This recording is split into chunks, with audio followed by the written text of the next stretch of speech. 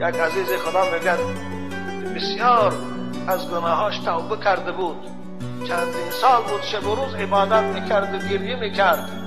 دوستاش میپرسیدن اخی چون اینقدر گریه میکنی؟ تو باقی در وقت تو بدبخت بودی، الان آخه 20 سال 30 سال شد تو نمازخوان هستی، تو ذکر خدا و قیام لیل داری، توبه داری، چون اینقدر گریه میکنی؟ از ترسی گناه ها. آخر گناه ها رو خدا گذاشت. خدا خود وعده کرده است من بندم پشیمان شه و از صدق توبه کنه من گناهش میگذارم. خودش وعده کرده. چون اینقدر تو خود عذاب میدی؟ میگفت آره میدانم خدا گناه رو میگذارد، لیکن شرمندگی این که من در بالای او زنک دیده بود، او من دیده بود، من به او رو پروشم چطور روی وی نگاه بکنم؟